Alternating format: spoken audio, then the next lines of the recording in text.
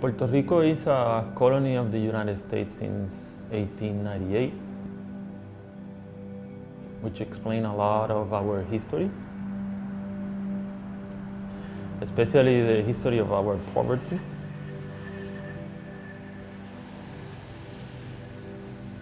All the major change in the situation of Puerto Rico have a relationship with our colonial situation.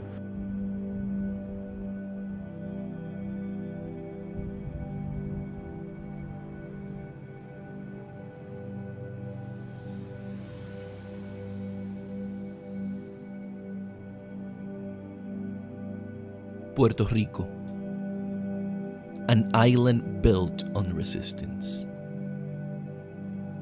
Long before Hurricane Maria, another disaster, this one human-made, had already been afoot in Puerto Rico, the disaster of colonialism. But in the valley of Caguas, el corazón de Puerto Rico, the heart of Puerto Rico keeps a strong beat. Si te duele el hombro, si te duele la espalda, si estás estresado o estresada, si tienes depresión o si simplemente estás tratando de dormir mejor, asiste y participa en la clínica de acupuntura desde las 9 de la mañana en el Centro de Apoyo Mutuo. It's so clear for the people that the government just collapsed, that people are not expecting anything out of the government. They're just like in the process of understanding that the government is not anymore there, and we need to do something by ourselves.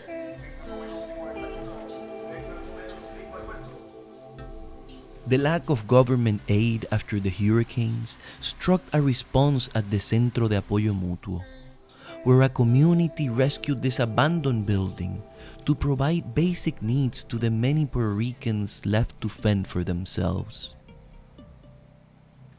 Here, Puerto Ricans are acting without hesitation and without help from the government to rebuild their community, while liberating themselves in the process.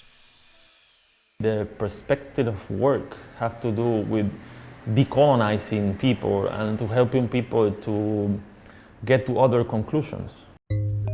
Most of the people are not happy with the situation. And that's not because we have not tried. It's because we have all this other history of being infiltrated and receiving violence. So actually that is the way the imperialist government of the United States have stopped us of being an independence. When we had the idea of doing this initiative, we were thinking about the solution would be food and health. And what we can do with health is doing ear acupuncture, because we want to practice the revolution as the way the young lords did, because being healthy is part of the revolution also.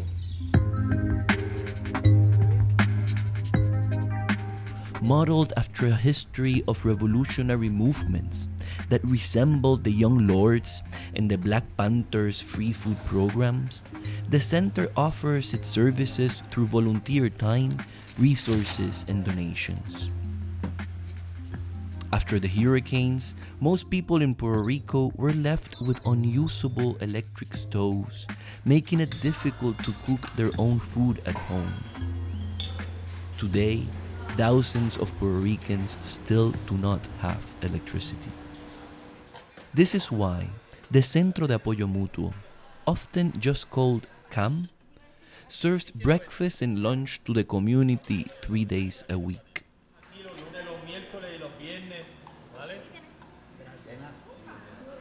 For many, the center has become a safe haven.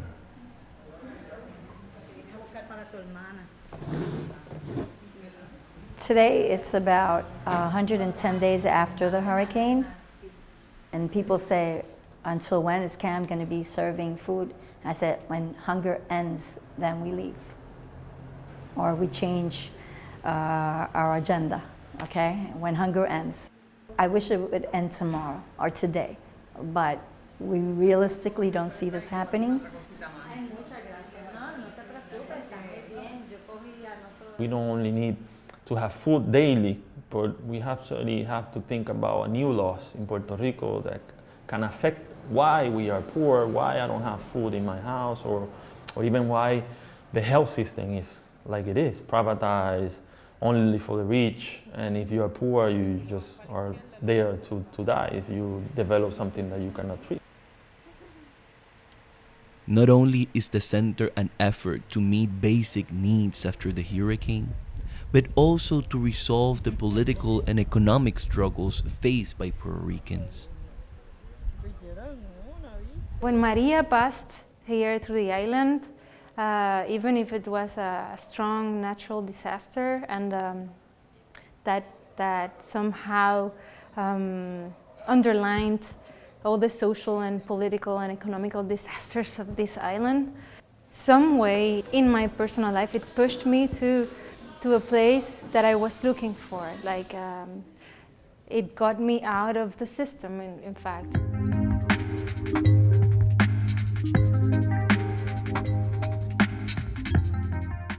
Since the camp in Caguas was started, countless other grassroots organizations have exemplified similar efforts.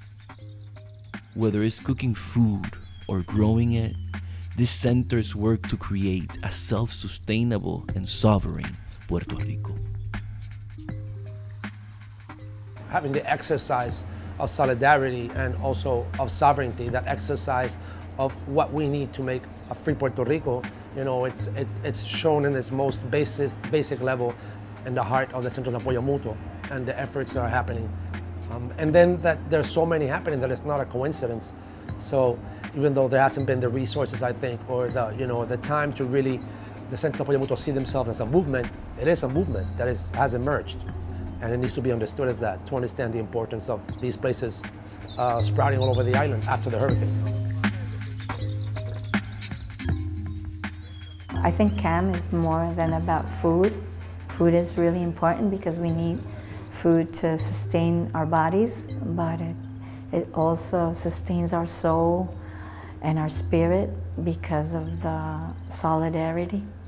People stand up straight and they hold their chin up high and they smile, and they can't put a price on that. Something that I've learned and something that we all think is that for you to work for transformation, if you want to work for transformation, if you want to change society, you have to feel responsible of society. You feel responsible for it and you feel part of it. So that's the only way to change it. It's almost logical that people must organize themselves to meet their basic needs. And once they meet their basic needs, they will keep empowering themselves to liberation, to other things, to have a decent health system, to have a decent home, to have dignity, to being treated with dignity, and not just like another colonial subject like we are.